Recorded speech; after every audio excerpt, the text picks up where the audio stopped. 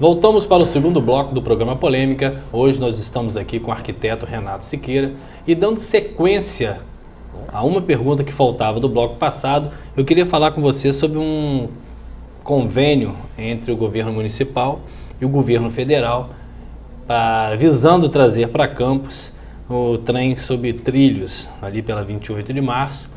Lembrando que a Câmara aprovou já um tempo atrás a liberação da prefeita de tentar junto aos bancos federais uma aplicação de até 300 milhões de reais para poder fazer esse trabalho, e o convênio com o governo federal de mais ou menos 400 milhões. Renato, diante de tudo que nós colocamos no bloco passado, é viável isso para Campos? Nós não estaríamos arrumando a sala e deixando a cozinha suja, não? Olha, sua pergunta é extremamente pertinente, né? Inclusive sobre o aspecto do aeromóvel, particularmente sobre o aspecto do aeromóvel sobre a ciclovia, ele de extrema relevância nós destacarmos que seria um grande mal para o município. Por quê? Porque, segundo as informações que foram passadas, inclusive nessa reunião que houve na Câmara Municipal, o aeromóvel seria uma estrutura que teria aproximadamente 10 metros de altura. 10 metros de altura? 10 metros de altura. Então seria uma grande linguiça atravessando a 28 de março inteira, e você imagina quantos aspectos nocivos isso iria causar. Quais aspectos? Ventilação, aspectos de quebra de privacidade em todas as unidades habitacionais, especialmente que tem ao longo da 28 de março inteira. Deteriorização das bases estruturais de casa, de apartamento. Você teria fundações, mas não necessariamente você faz fundações como as de prédio. Estou falando do treme-treme, né? Estou falando do treme-treme passar direto. Não, porque ele tem pouco atrito, né? Então a questão de propulsão dele, a questão de propulsão dele também é facilitada. É um veículo que, por sua vez, ele não tem combustível fóssil. Né? Existem todos os aspectos. Ele funciona a ar comprimido, né? Como se fosse ar comprimido.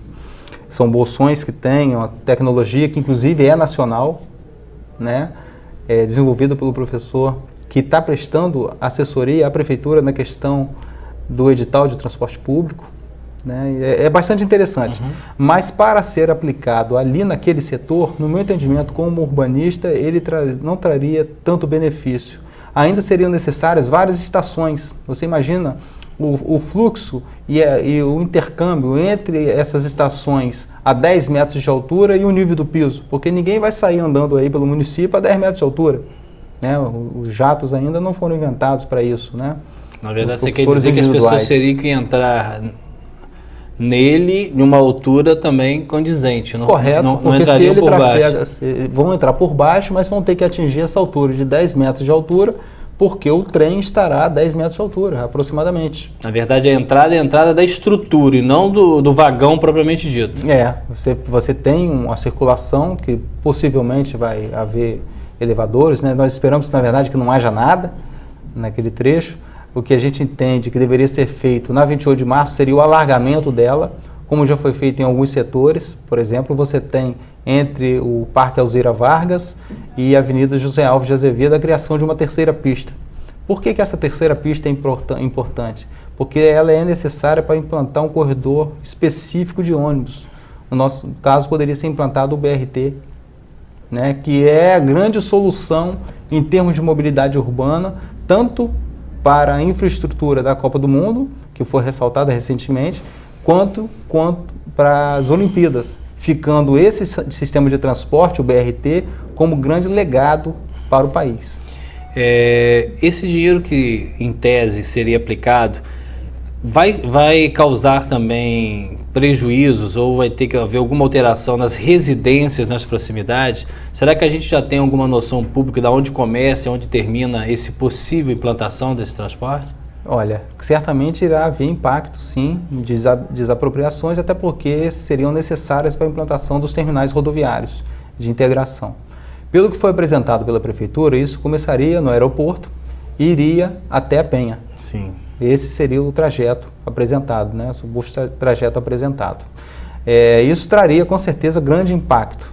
Então, por isso que nós entendemos, sobretudo, o próprio plano diretor, ele define que ações dessa natureza, de grande implicação em mobilidade, deve ser precedida de audiências públicas, estudos de impacto de vizinhança, relatórios de impacto de vizinhança.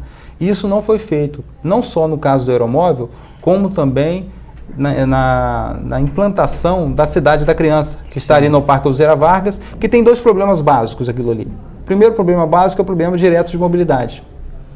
Você não tem, dentro do projeto, a apresentação de uma vaga sequer de estacionamento, porque todas as vagas do perímetro do Parque Alzira Vargas não são exclusivas do Parque Alzira Vargas. E mesmo se o fossem, elas não dariam conta do número de veículos que seriam atraídos para esse tipo de empreendimento.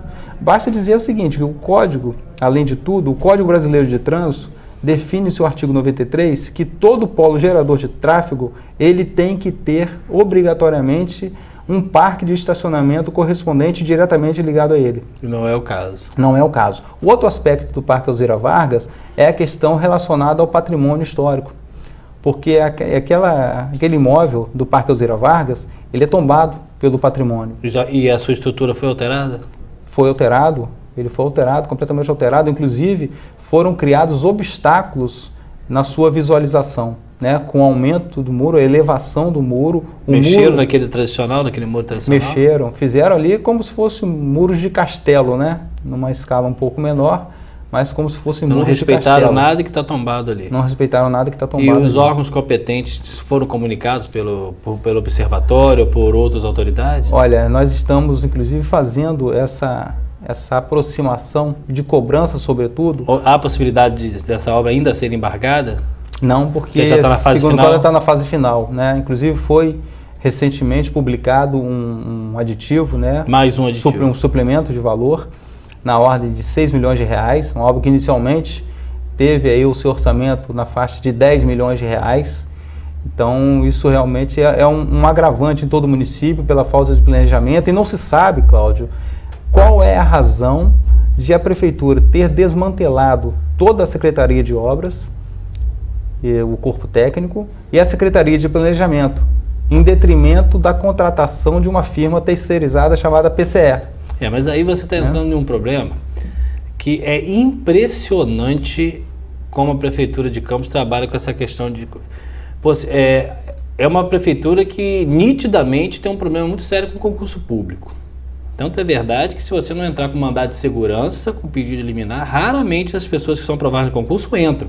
E quem está tentando administrativamente, tem gente esperando parecer da Procuradoria há 3 anos. Não é 1 ano, 2 anos. 3 anos parecer da Procuradoria, porque optou por não entrar na Justiça, mas continua lá. O exemplo que você deu, eu vou dar um outro. Retroprojetor. Eu não sei quanto é que custa um à vista. Não sei que custe 20 mil reais. Estou falando um valor que eu não tenho noção. A Prefeitura prefere contratar uma empresa e alugar o reto por 70 mil ao mês. Então, essa questão do aluguel é a mesma coisa. Em vez de valorizar o corpo administrativo da administração, ela faz, como faz com a contabilidade também. Sim. E é uma questão que o custo-benefício a gente não sabe se vale, né, Renato? Não, com certeza a gente sabe que não vale.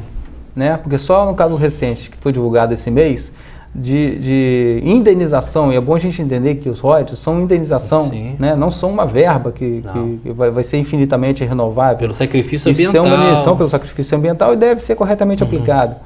O município arrecadou cerca de 52 milhões. Desses 52 milhões de reais, 1.700.000 foi pago a PCE, para prestar esse tipo de assessoria que praticamente não resolve nada, muito pelo contrário, está deixando aí uma série de problemas. Nós temos a questão da aplicação da 28 de março, que nada de efetivo é feito, o prolongamento e a efetivação da Avenida Arthur Bernardes, que é do plano urbanístico de 1944, onde você tem uma variação de logradouros muito grande, você tem um indutor de acidentes muito grande no cruzamento da 28 de março com a Avenida Arthur Bernardes, porque eu não sei se você se lembra, mas inicialmente no projeto de licitação havia um viaduto.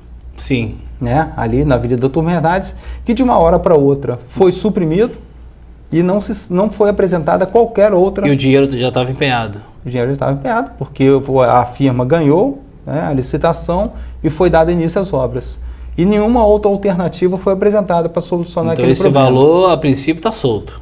A princípio estaria solto, né? Eu não observei, pelo menos, em nenhuma outra publicação a justificativa de remanejamento. Olha, nós não vamos fazer o viaduto porque foi necessário ao longo da obra, nós constatamos que havia necessidade, né, dessa ou daquela demanda, e por isso nós atendemos. Entretanto, isso ainda não justifica a falta de um dispositivo que venha mitigar esse cruzamento, porque existe uma hierarquia viária, né, traçada, onde a classificação tanto da Arthur Bernardes quanto da 28 de março é via arterial, que das vias urbanas é a via de maior intensidade de fluxo. Então, Mas não é considerado uma autopista? Não, porque as autopistas ela é uma hierarquia maior que são as rodovias. Né? Então, dentro da classificação tudo bem, mas aquele pedacinho da Arthur Bernardes que vai naquele primeiro sinal ali, margeando a beira-valão, nos fundos do McDonald's, até onde ficava o Índio, que é naquele trevo, tem que ter muito carinho para não achar que aquilo ali é uma autopista, né? Porque não tem ali uma liberdade com riscos seríssimos. Agora, eu vou aproveitar esse local. Existe um projeto agora para retirar daquele eixo ali os carros pesados, né? Passando lá por fora, por trás do Shopping Boulevard. Acho que tem um projeto para levar até a ponta de lá, para tirar aquele fluxo que passa... Os carros pesados que você menciona são os carros das rodovias, os caminhões? Isso, os caminhões. Não sei se você tem noção, sabe dessa situação. Isso é o contorno da BR-101. Exatamente. Você acha que isso dá certo para a gente? Eu acho que isso é primordial. Pegaria lá por aí, não é isso? Se nós quisermos solucionar o problema de mobilidade urbana interno no município, além da questão de favorecer o transporte público coletivo, é primordial e indispensável resolver o contorno da BR-101. Eu digo mais, não só o contorno da BR-101, mas também o contorno da BR-356. Sim. Porque em função do movimento que vai ser gerado a partir do Porto do Açu e o complexo logístico, a circulação na BR-356, que corta o município internamente, ela também trará problemas. Talvez hoje não tão significativos quanto os problemas trazidos pela BR-101, mas é uma questão também que deve ser tratada buscando estabelecer uma espécie de arco viário, né, onde se conectaria a BR-101 à BR-356 a partir do trevo da Presidente Kennedy pela Avenida dos Ceramistas. Perfeito. Deixa eu matar uma curiosidade, se é que você tem como me responder. Você, indo no sentido do Rio, você passou Ururaí, passou aquela pontezinha que sempre enche. Uma pontinha estreita ali, né? Isso, e dando sequência ali, você vai ver uma ponte que foi construída, um viaduto, né, que foi construído ali. Sim. É verdade que aquele viaduto, ele foi construído pelas empresas do Eike Batista? Você sabe dizer isso? Me parece que aquilo foi uma das intervenções como contrapartida. A pergunta que eu quero saber é isso. Como é que essas empresas privadas obtêm autorização para mexer nessa geografia toda e para um benefício que, em tese, é um benefício particular e não público, porque aquilo ali, a princípio, não é da coletividade? Olha, se a gente olhar um pouco mais detalhadamente, nós vamos perceber que, além dela favorecer o fluxo para o porto, ela também serve de alça de manobra e de retorno de um lado da pista, esse que vai no sentido Rio, para o outro lado da pista que vem do Rio para Campos. Então ela também tem o seu benefício coletivo para a municipalidade. Obviamente, quando acontecem intervenções por parte do poder público dessa natureza, eles são sempre regulados por convênio, porque a gestão, né, desde a Constituição de 1988, a gestão do espaço do município, ela é competência exclusiva do município. Então ninguém está autorizado a intervir em qualquer área do município, seja baseado nas justificativas que forem, sem a autorização direta do município. Então, na verdade, com certeza há uma contrapartida naquilo ali. Então, na verdade, aquilo ali foi feito com uma anuência do poder público municipal. Com certeza há anuência ali. Renato, eu queria tocar em uma outra questão com você. Até como eu voltei falando que há muito tempo a gente não presenciava essa realidade do caos de trânsito, mas a cidade cresceu e nós temos aí uma população transitória e uma nova população fixa diferente. Antigamente você cumprimentava todo mundo, que você não cumprimenta hoje. Você vê realmente pessoas de fora, de outras nacionalidades. Só que chegar ao trabalho, cumprir com o horário de uma reunião, cumprir com um cliente, tem sido uma dificuldade. Nas grandes capitais, eu já sei, como advogado, de algumas ações indenizatórias por esta perda. Inclusive as teleconferências sendo muito usadas devido a essa questão de trânsito. Você acompanha comigo essa realidade de nós já estarmos tendo prejuízos econômicos e laborais devido ao caos do trânsito? Não resta dúvida, Cláudio. Todo o cerne dessa discussão nossa é exatamente esse. O caos causado e proporcionado no trânsito em função do privilégio do transporte individualizado.